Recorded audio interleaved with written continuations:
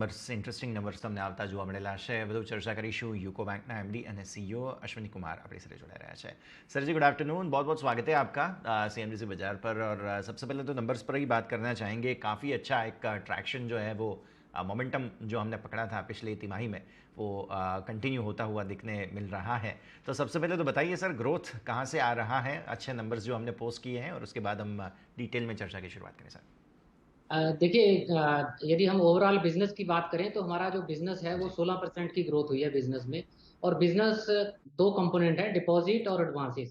तो डिपॉजिट की ग्रोथ हमारी 10.81 है और एडवांसेस की 25% की ग्रोथ है। और जब हम डिपॉजिट की बात करें तो उसमें हमारा जो कासा एक कंपोनेंट है जिसका शेयर हमारा 38.1% है। और कासा के अंदर सेविंग पोर्टफोलियो हमारा 6% से ग्रो हुआ है और करंट अकाउंट पोर्टफोलियो हमारा 8% से ग्रो हुआ है। एडवांसेस के अंदर हमारा जो मिक्स है वो RAM retail agri and MSME put together हमारा जो मिक्स है वो 61% के आसपास है। और उसमें हमारी जो ग्रोथ है वो 19% की ग्रोथ है। और उसके अंदर रिटेल के अंदर हाउसिंग लोन में 20% से ऊपर है, पर्सनल लोन में 20% से ऊपर है और व्हीकल लोन में भी 20% से ऊपर है। तो हमारी जो ग्रोथ है वो ओवरऑल सभी सेगमेंट का एक कॉम्बिनेशन है, ना कि एक पर्टिकुलर सेगमेंट। ठीक है सर. डिपॉजिट्स में थोड़ा सा मोमेंटम स्लो हुआ है, इसके बारे में बताइए. क्या ये टेम्पररी इम्फेक्ट एक लग रहा है आपको पोस्ट न्यू फाइनेंशियल ईयर, या इसको थोड़ा सा और कंटिन्यू होते हुए आप देख रहे हैं सर? बिल्कुल सही कहा आपने। डिपॉजिट्स के अंदर यदि मैं आपको बताना चाहूँगा, हमारा जो सीडी रेशो है, वो हमारा अभी सीडी रेशो 65% पे है, जो सीडी रेशो अब से 1 साल पहले 59% पे था। तो हमारा जो डिपॉजिट की ज़रूरत हमें बैंक को बहुत ज़्यादा नहीं है, क्योंकि डिपॉजिट सीडी रेशो ही हमारी अभी 65% है। इसका कारण ये है कि सितंबर 21 तक हमारा बैंक पीसीआर में था, तो पीसीए में था।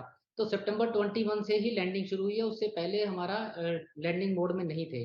तो सीडी रेशो जैसे-जैसे इम्प्रूव होगा, आप इंडस्ट्री की बात करें तो सीडी रेशो 75 से 70% के ऊपर चल रही है और हमारी अभी सीडी रेशो 65% है।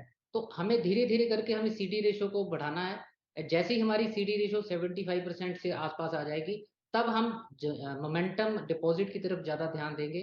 अभी हमारा जो फ़ोकस इस क्वार्टर और इस साल में रहेगा, वो कासा की ग्रोथ में रहेगा, जिसके अंदर हम सेविंग में सैलरी अकाउंट्स के ऊपर अपना काम करेंगे, करंट अकाउंट के ऊपर काम करेंगे, वहाँ से हम लोग अपना बेस को इम्प्रूव करेंगे। हमारा लक्ष्य ये रहेगा कि हमारा जो कासा का परसेंटेज है, वो 38% जो अभी चल रहा है, उसको धीरे-धीरे करके 40% पे लेके जाएँ। हालाँकि आज के परिप्रेक्ष्य में देखा जाए तो सेविंग और एफडी का रेट में डिफरेंशियल बहुत हो गया। तो आप और मैं कोई भी आज की डेट में सेविंग में पैसा ना रख के उसको डिपॉज़िट में पैसा रखता है। तो हम ये अभी डिजिटल जर्नीज़ लाएँगे ट्रांसफ़ॉर्मेशन के थ्रू। अपना मोबाइल ऐप को हमने अभी अपग्रेड किया है, तो जिसके थ्रू हम अपनी सारी ट्रांज़ैक्शंस अपने कस्टमर्स को ऑनबोर्ड करेंगे। तो जैसे-जैसे हमारी कस्टमर की ऑनबोर्डिंग उस पे होगी, तैसे-तैसे हमारा यूज़ भी बढ़ेगा और हमारा कासा भी बढ़ेगा। तो हमारा जो मेन फ़ोकस रहेगा वो कासा की तरफ ज़्यादा रहेगा, डिपॉज़िट की तरफ, क्योंकि डिपॉज़िट में भी हम सिर्फ़ बल्क डिपॉज़िट छोड़ के रिटेल डिपॉज़िट पे फ़ोकस करेंगे, बल्क डिपॉज़िट पे हमारा फ़ोकस नहीं रहेगा। ठीक है सर. अश्विनी जी, बहुत बहुत शुक्रिया आपका हमारे साथ जुड़ने के लिए, ये सारी जानकारी देने के लिए. Thank you sir. थैंक